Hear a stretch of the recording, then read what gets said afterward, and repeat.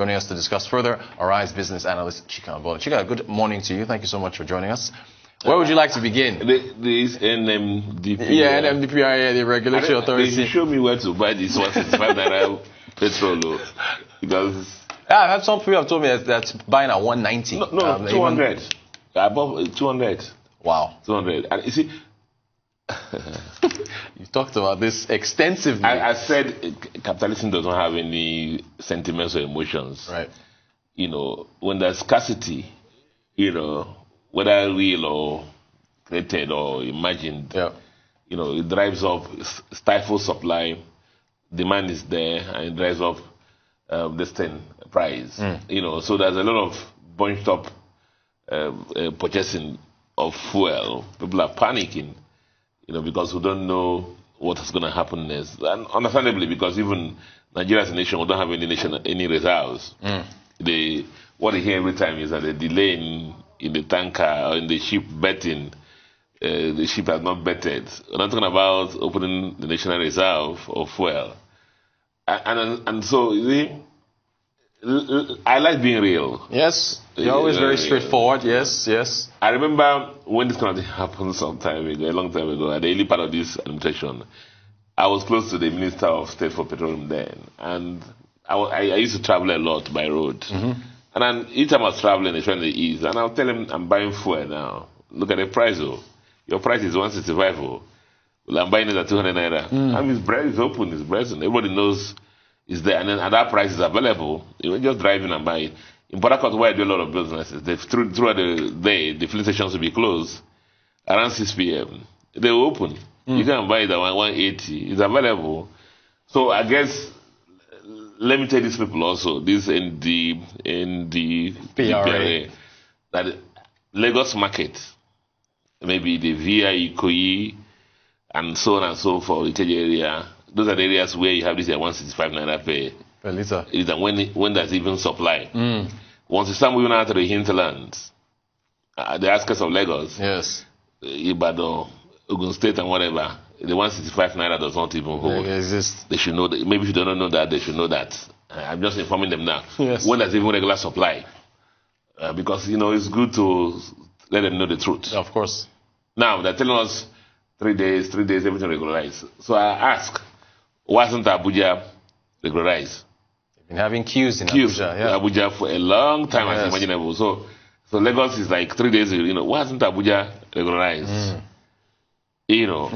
So there are issues, there are fundamental issues, and it still goes back to when you don't have the proper, don't let market forces or near market forces manage the allocation of resources, you're going to have this kind of problem.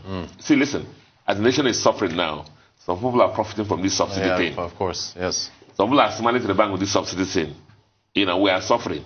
You know, and we as a nation, again, as I said before, the revenue, oil prices are in the roof, crude oil prices.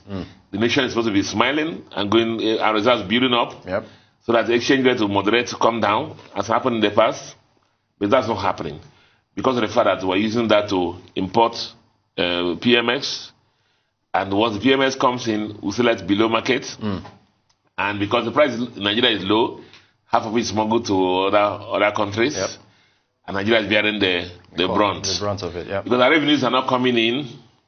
What's happening is what? We are using the revenue, 4 trillion or how many trillion to subsidize. We have to go and borrow. As we're borrowing, our revenue, debt to GDP ratio, or debt to revenue ratio is almost 90%. And so the government has to do what? They can't go into the international market now. The prices are very high. So what do they go to? They go to CBN for what? Overdraft.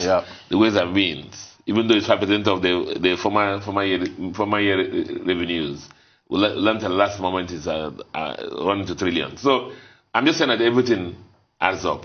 You cannot stay one side. As I'm a proponent of subsidy must stay, and then you are anti-borrowing. Right. You know, everything shakes hands. So the Nmdpra, you know, I wish them well in controlling prices. But look at the structure that is put in place to control this price at 165 naira per litre. It's so big.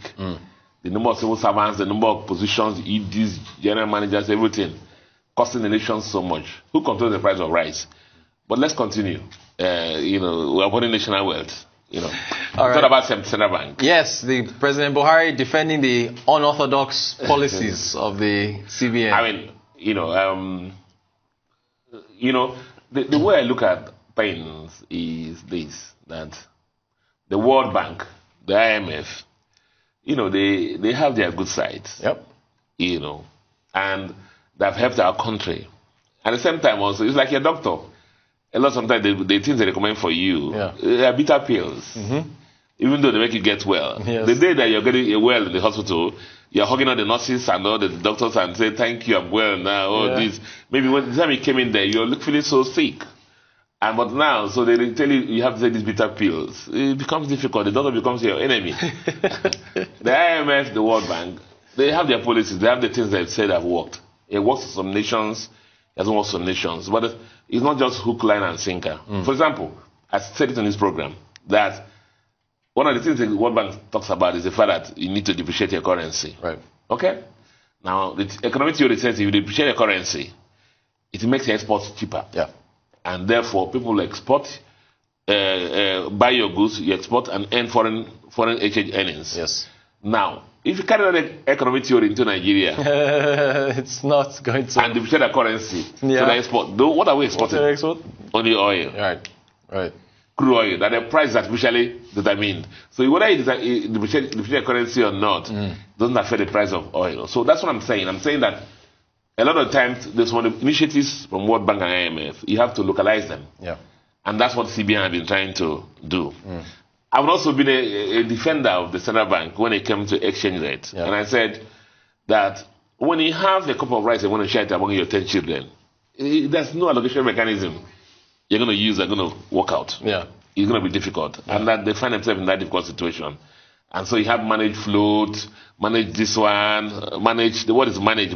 Yeah. So you can't let the currency float that way because $38 billion in reserves. If you remove other commitments, maybe free reserve, maybe about 20 billion, it's going to be wiped out. Right. And our currency becomes something like also the countries I don't want to mention. And so the CBN people, the MFLA himself, who is one of the most, is